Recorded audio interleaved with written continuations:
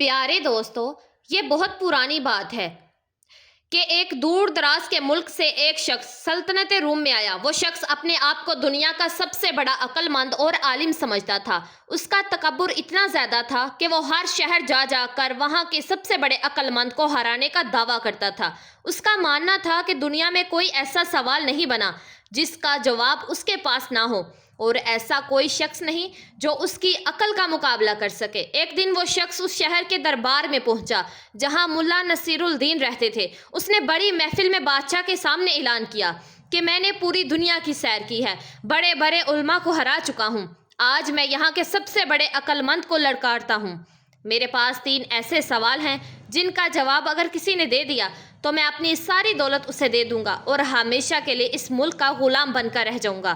لیکن اگر کوئی جواب نہ دے سکا تو سب کو یہ ماننا پڑے گا کہ مجھ سے بڑا کوئی عقل مند نہیں ہے۔ بادشاہ پہلے تو تھوڑا پریشان ہوا کیونکہ وہ شخص واقعی بہت بڑا عالم لگ رہا تھا۔ بادشاہ نے شہر کے سب سے بڑے قاضی اور علماء کو بلوایا، مگر اس شخص نے سوال ہی ایسے عجیب و غریب پوچھے کہ سب کی عقل دنگ رہ گئی۔ کوئی بھی اس کے سوالوں کا جواب دینے کی ہمت نہ کر سکا۔ دربار میں ہر طرف خاموشی چھا گئی اور بادشاہ کی ناک کٹنے کا وقت آ گیا۔ اچانک بادشاہ کو ملا نصیر الدین کا خیال آیا۔ اس نے فوراً حکم دیا کہ ملا نصیر الدین کو عزت و احترام کے ساتھ دربار میں پیش کیا جائے۔ صرف وہی اب اس مغرور عالم کا غرور مٹی میں ملا سکتے ہیں۔ تھوڑی ہی دیر کے بعد ملا نصیر الدین اپنے پرانے اور وفادار گدھے پر سوار، سر پر ایک بڑی سی پگڑی باندھے دربار میں داخل ہوئے۔ ان کا انداز ہمیشہ کی طرح سادہ اور بے فکر تھا۔ انہوں نے بادشاہ کو سلام کیا اور پوچھا کہ جاپنا، آج اس غریب ملا کی کیا خدمت ہے؟ بادشاہ نے سارا قصہ سنایا اور اس مغرور شخص کی طرف اشارہ کیا۔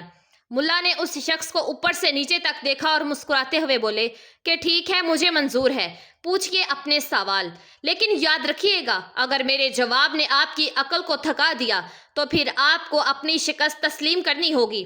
وہ مغرور شخص ملا کی سادگی دیکھ کر اندر ہی اندر میں ہنسنے لگا۔ اس نے سوچا کہ یہ دیہاتی ملا میرے سوالوں کا بوجھ کیسے اٹھائے گا۔ اس نے اپنا پہلا سوال پوچھنے کی تیاری کی، جبکہ پورا دربار سانس روکے ملا نصیر الدین کی طرف دیکھ رہا تھا۔ ملا نصیر الدین بڑے ہی آرام سے اپنے گدھے کے پاس کھڑے ہو گئے کہ بھائی وقت ضائع نہ کرو، پہلا سوال کرو۔ دربار میں موجود ہر شخص کی نظریں اب اس مغرور عالم پر جمی ہوئی تھی۔ اس نے طنزیہ مسکراہٹ کے ساتھ ملا نصیر الدین کی طرف دیکھا اور اپنا پہلا سوال داغا کہ اے ملا، تم خود کو بڑا دانا سمجھتے ہو تو بتاؤ، اس پوری زمین کا وہ کون سا نقطہ ہے جہاں سے یہ زمین شروع ہوتی ہے اور وہیں پر اس کا بیچ کا حصہ ہے؟ سوال سن کر دربار میں موجود بڑے بڑے علماء ایک دوسرے کا منہ دیکھنے لگے۔ یہ ایک ایسا سوال تھا جس کا جواب دینے کے لیے بڑی بڑی کتابیں اور نقشے درکار تھے۔ سب کا خیال تھا کہ ملا اب بری طرح پھنس جائیں گے کیونکہ زمین کی پیمائش کرنا کسی انسان کے بس میں نہ تھا۔ ملا نصیر الدین نے ایک لمحے کے لیے بھی سوچنے میں وقت ضائع نہ کیا۔ انہوں نے بڑی ہی سنجیدگی سے اپنے ہاتھ میں پکڑی ہوئی لاٹھی اٹھائی اور اپنے گدھے کے پچھلے بائیں پاؤں کے عین نیچے زمین پر گاڑ دی۔ پھر وہ اس عالم کی طرف مڑے اور بڑے ہی اعتماد سے بولے کہ جناب، زمین کا مرکز بالکل یہی جگہ ہے جہاں میرے گدھے کا یہ پیر رکھا ہوا ہے۔ اگر آپ کو میری بات پر یقین نہیں آتا تو پھیتا اٹھائیے اور ابھی پوری زمین کو دونوں طرف سے ناپ کر دیکھ لیجئے۔ اگر 1 انچ کا بھی فرق نکلا تو میں اپنی ہار مان لوں گا۔ وہ عالم ہکا بکا رہ گیا۔ اس نے غصے سے کہا کہ یہ کیا مذاق ہے ملا؟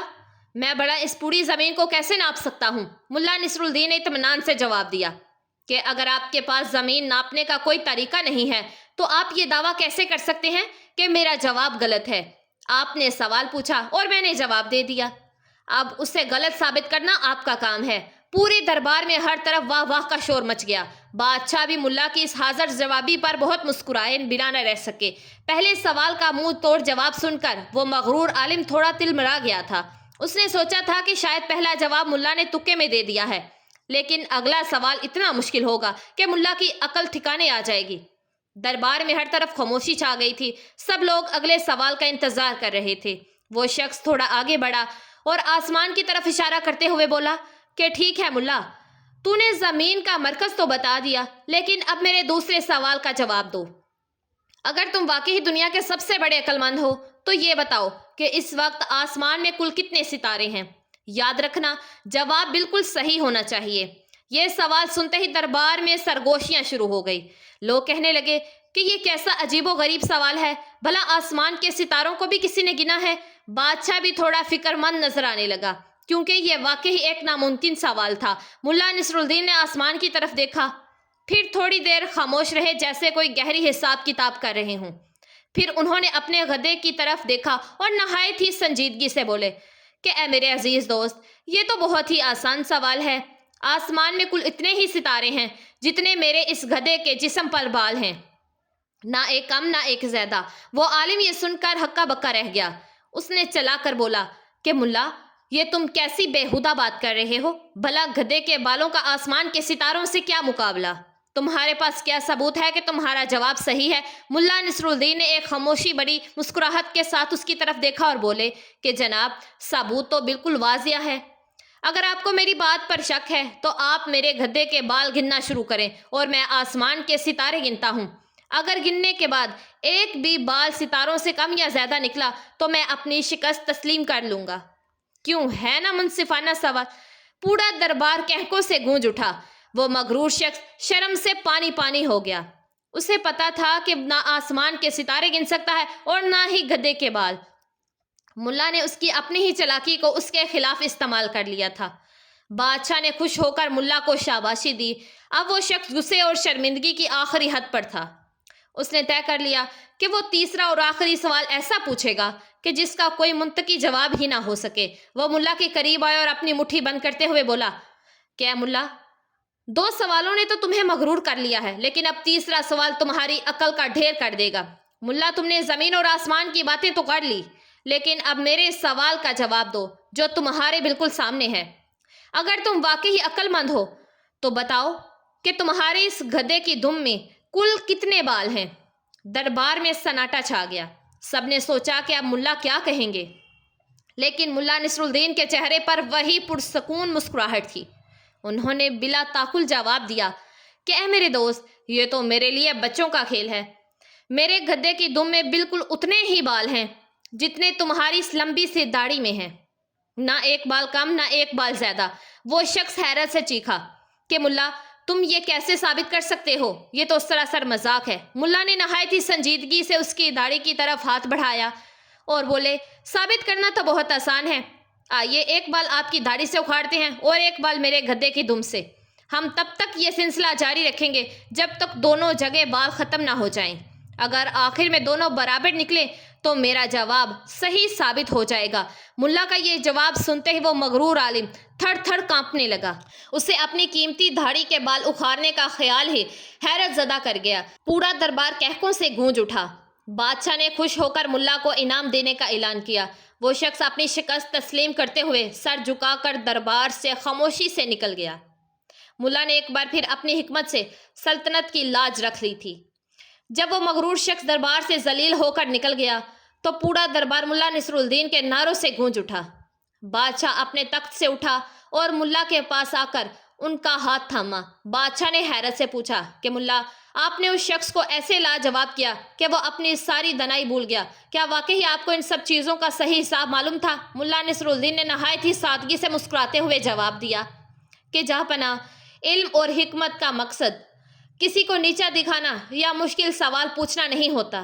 وہ شخص علم کے نشے میں اتنا اندھا ہو چکا تھا کہ وہ سمجھتا تھا کہ عقل صرف کتابوں میں ہوتی ہے۔ میں نے صرف اس کی اپنی ہی منطق کو اس کے خلاف استعمال کیا تاکہ اسے احساس ہو کہ انسان کی عقل کی ایک حد ہوتی ہے۔ بادشاہ ملا کی اس گہری بات پر دنگ رہ گیا۔ انہوں نے ملا کو سونے کی اشرفیاں اور ایک قیمتی گھر انعام میں دیا۔